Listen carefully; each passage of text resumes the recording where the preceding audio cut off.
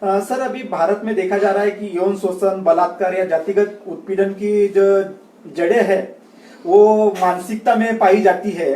तो हर परिवार को अपने लड़के लड़कियों को किस तरह का एजुकेशन देना चाहिए कि इस तरह से ये सोच जो है वो बचपन से ही मिट जाए, या जाति और धर्म की तो जाति और धर्म का आप विज्ञान को समझिए। सबसे पहली बात, विज्ञान को आप समझ जाएंगे, विज्ञान को पढ़ेंगे, विज्ञान को समझेंगे तो आपको मानवता भी समझ में आ जाएगी।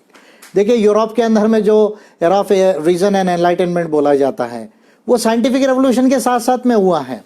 तो साइंस इसका आंसर है, साइंस इसको आंसर देता है। हम कौन है, हम ये कॉस्मोस में कौन है, ये सृष्टि कैसी बनी, हम धरती पे कैसे, हमारा जन्म कैसा हुआ, हमारा लाइफ का क्रिएशन कैसा हुआ, ईश्वर है या नहीं, आत्मा है या नहीं, मोक्ष है या नहीं, निर्वाण है या नहीं, इसका सारा चीजों का आंसर जो है वो साइंस में है। साइंस समझ जाएंगे जिस दिन आप, उस दिन ये सब चीज आसान हो जाएगी।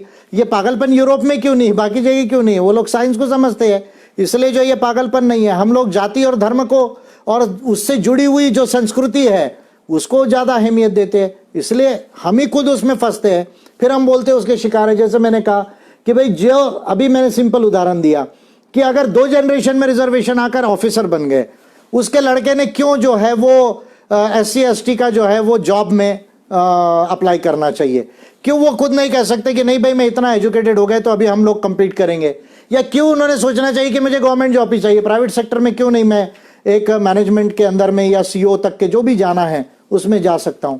या अगर किसी SC ST को इलेक्शन लड़ना है तो वो क्यों सोचता है कि मैं रिजर्व कॉन्स्टिट्यूएंसी से ही लड़ूंगा, क्यों वो नहीं सोचता है कि जब मुझे अच्छी पढ़ाई है, मैं अच्छा व्यक्ति हूं, अच्छा काम करना चाहता हूं, तो मैं कोई भी जनरल कॉन्स्टिट्यूएंसी से भी लड़ सकता हूं।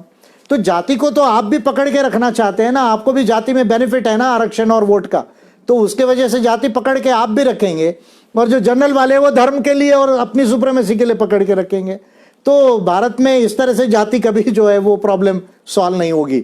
जाति के प्रॉब्लम को सॉल्व होने के लिए मेरा नजरिया बहुत अलग है। हो सकता है किसी दिन मैं इस पर डिटेल में बोलूंगा, लेकिन अभी इतना ही कहूंगा कि साइंस को पढ़ो, साइंस को समझो।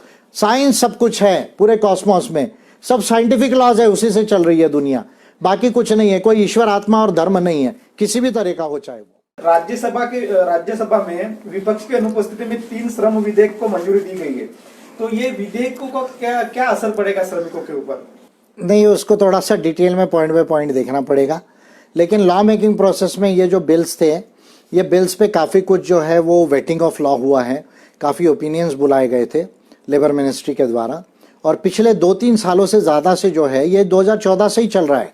तो 2014 से जो है इस पर काफ़ी लेबर यूनियंस ने, लेबर एसोसिएशंस ने, पॉलिटिकल पार्टीज़ ने या इंडिविजुअल्स ने इस पर व्यू दिए हैं, और उसके बाद ही वेटिंग ऑफ लॉ होकर ही ये बिल्स को लाया गया है।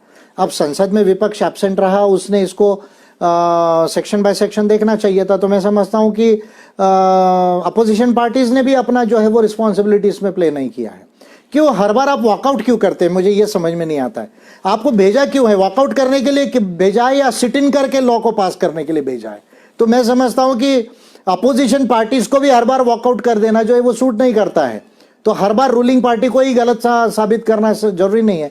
और according to the provision of constitution अगर मेजोरिटी है, और मेजोरिटी अगर है तो लॉ पास हो सकता है। तो लीगल पोजीशन कॉन्स्टिट्यूशनल पोजीशन में गलत नहीं है, पर डेमोक्रेटिक प्रोसीजर में यहां पर एरर हुआ है। लेकिन ये रूलिंग पार्टी का जो है वो इसमें गलती नहीं, अपोजिशन पार्टीज की गलती है कि you should not walk out of the parliament each and every time. You should sit in, apply your head section by section, clause by clause, and should suggest the amendments and debate, and should not allow the ruling party to pass a defective law.